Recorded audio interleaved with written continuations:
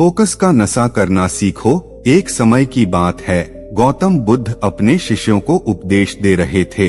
तभी उनमें से एक शिष्य ने गौतम बुद्ध से सवाल किया कि गुरुजी, फोकस यानी केंद्र का मतलब क्या होता है? आप हमें आज ये बताइए, क्योंकि हम में से बहुत से लोगों को फोकस के बारे में पता नहीं है।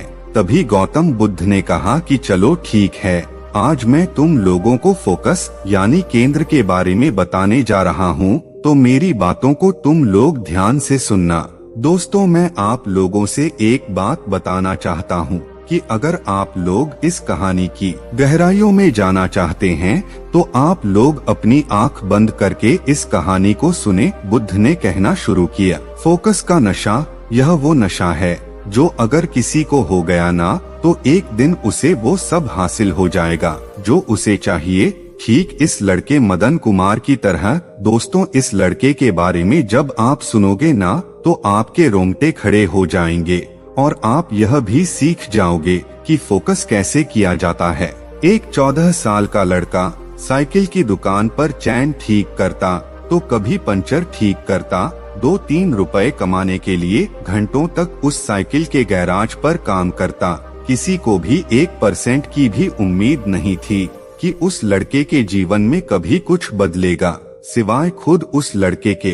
हर कोई जब उस गैराज में अपनी साइकिल रिपेयर कराने आता था, तो कई बार उस लड़के से बदतमीजी से पेश आता। उसे बच्चा समझकर कुछ लोग उसके पैसे भी काट लिया करते, जिससे वह मालिक की गाली खाता। लेकिन मजबूरी थी, वह 2 वक्त का खाना, इसलिए उसे काम तो करना ही पड़ता था। एक दिन की बात है, जब लाल बत्ती में कोई बहुत बड़ा अधिकारी वहां आया हुआ था। जब वह लड़का काम कर रहा था, दरअसल वह एक स्कूल के उद्घाटन के लिए आए थे। उस लड़के को कुछ नहीं पता था कि यह अधिकारी कौन है, कहां से आए हैं, इनका उनसे क्या लेना देना है और यह क्यों आए हैं। बस एक चीज जो वह बहुत अच्छे से गौर कर रहा था, वह थी कि लोग उसकी बड़ी इज्जत कर रहे थे। कोई उसके सामने ज्यादा बोल नहीं रहा था, बल्कि सब उसे सर कहकर बात कर रहे थे।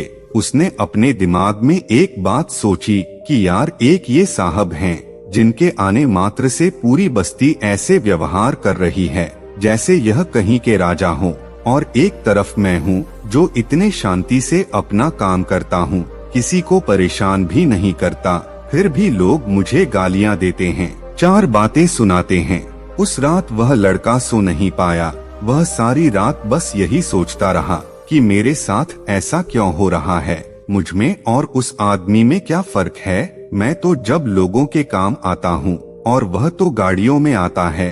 उसे अपने सवाल का जवाब नहीं मिल पा रहा था। अगले दिन जब वह गैराज पहुँचा, तो अपने मालिक से पूछा, मालिक, जो कल साहब आए थे, लोग उनको इतनी इज्जत क्यों दे रहे थे, और वो साहब कौन थे? इस पर गैराज का मालिक बोला, तुझे क्या है, तुझे क्या करना है? लेकिन उस लड़के के 2-3 बार पूछने पर उसके मालिक ने बताया, कल डीएम साहब आए थे स्कूल के उद्घाटन के लिए। इस पर उस लड़के ने फिर से जिद करके पूछा, लेकिन यह डीएम कैसे बनते हैं? तो गैराज का मालिक बोला, उसके लिए बहुत पढ़ना पड़ता है, बहुत विद्वान होना पड़ता है, उसके लिए बाज की नजर और ऋषि मुनियों जैसा फोकस चाहिए होता है।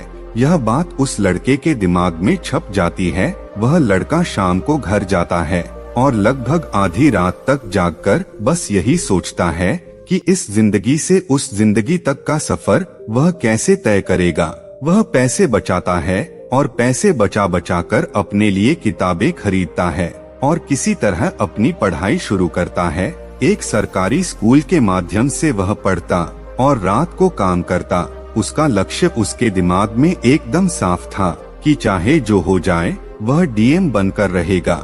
वह लड़का अब 22 साल का हो चुका था और पिछले 8 सालों में ऐसा एक भी दिन नहीं था जिस दिन उसके दिमाग में डीएम बनने के अलावा कुछ भी आया हो। उसे बस 22 साल की उम्र तक पहुंचने का इंतजार था कि वह बस अपना ग्रेजुएशन जैसे तैसे खत्म करें और एग्जाम में बैठने के लायक हो जाए। उसके पास अब 1 साल बचा था तैयारी करने को। उसने इतने पैसे जुटा लिए थे कि अगर अगले 6 से 8 महीने वह काम न भी करे तब भी उसका खर्च चल जाएगा। अगले 6 से 8 महीनों के लिए वह पूरी तरह अपने डीएम बनने के सपने को समर्पित कर देता है। पहला महीना वह जमकर मेहनत करता है। वह खूब मेहनत करता है, दिन रात सिर्फ और सिर्फ पढ़ाई में लगा रहता है। 3 महीने और बीतते हैं। वह सिर्फ एक वक्त का खाना खाता और पूरा दिन किताबों से चिपका रहता। जैसे जैसे एग्जाम नजदीक आता जा रहा था, उसके पढ़ने के घंटे भी बढ़ते जा रहे थे। इसी तरह 4 महीने बीत चुके थे। तभी अचानक एक रात वह अपनी पढ़ाई खत्म करके जैसे ही सोने की तैयारी करता है, अचानक उसे चक्कर आ जाता है और वह गिर जाता है। अब भला उस गरीब को देखने वाला कौन होगा, इसलिए वह बेचारा खुद ही 1-2 घंटे बाद जब होश में आया तब खुद को संभालते हुए उठता है और फिर जो थोड़ा खाना बचा था उसे खाकर कुछ दवाई लेने जाता है। दवाई लेकर वह वापस पढ़ाई शुरू करता है। दिन के 6 से 7 घंटे लगातार पढ़ने के बाद अब कहीं जाकर उसे थोड़ा चैन मिलता है और शाम को वह थोड़ा टहलने के लिए निकल जाता है।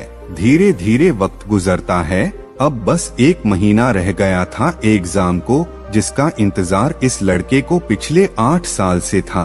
तभी अचानक एक दिन फिर से उसका सिर दर्द करने लगता है। इस बार दर्द इतना होता है कि वह अब सहन नहीं कर पाता। मजबूरन वह डॉक्टर के पास जाता है।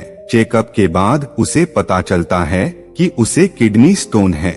यह सुनकर उसे झटका लगता है। डॉक्टर ने कहा कि या तो ऑपरेशन कराओ या फिर दवाई लो, शायद स्टोन गल जाए। लेकिन अगर ऑपरेशन नहीं कराया तो यह दर्द बहुत तकलीफ देगा। लड़का सोचता है कि ऑपरेशन का खर्च कहां से लाऊंगा, कुछ पैसे बचाए हैं, अगर इसमें लगा दिए तो अगले 1 महीने क्या खाऊंगा और एग्जाम कैसे निकालूंगा।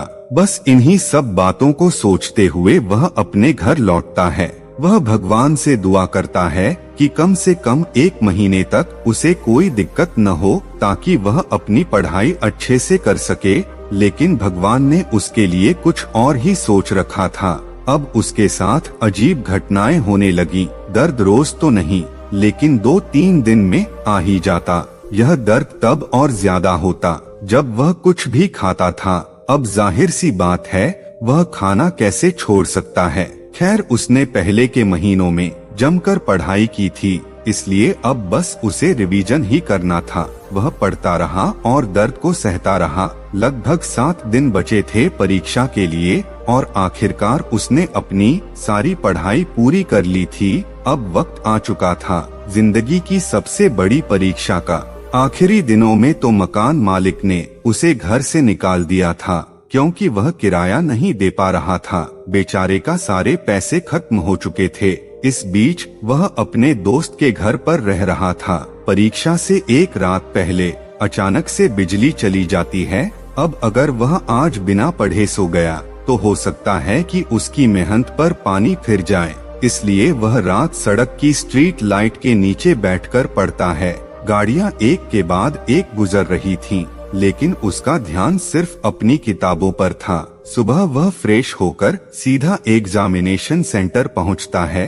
वहां स्टूडेंट्स की भीड़ देखकर उसे थोड़ी घबराहट होती है, लेकिन फाइनली वह शुभ घड़ी आ ही जाती है। प्रीलिम्स का एग्जाम निकालने के बाद वह मेंस के पहले पेपर में बैठता है। पहला पेपर उसका बहुत अच्छा जाता है, बाकी पेपर्स भी अच्छे से जाते हैं। बस एक आखिरी पेपर रह जाता है। इस बार दर्द और बढ़ जाता है, लेकिन वह जैसे तैसे एग्जाम पूरा करता है और फिर अस्पताल जाकर इलाज कराता है। लगभग 2.5 महीने बाद यूपीएससी के रिजल्ट आता है और मदन कुमार अब मामूली लड़का नहीं बल्कि एक डीएम अरुण कुमार बन चुका होता है। दोस्तों, इस कहानी से हमें यह सीख मिलती है कि चाहे कितनी भी खराब किस्मत क्यों ना हो, चाहे कितनी भी खराब वक्त क्यों ना हो, मेहनत करते रहो, तकदीर एक न एक दिन जरूर बदलेगी। दोस्तों, हमें यकीन है इस कहानी से आप लोगों को बहुत कुछ सीखने को मिलोगे। दोस्तों, आगे भी ऐसी मोटिवेशनल वीडियो देखने के लिए वीडियो को लाइक करके अपने दोस्तों के साथ शेयर करें और हमारे चैनल को सब्सक्राइब करें। धन्यवाद दोस्तों। बुद्धाय नमः।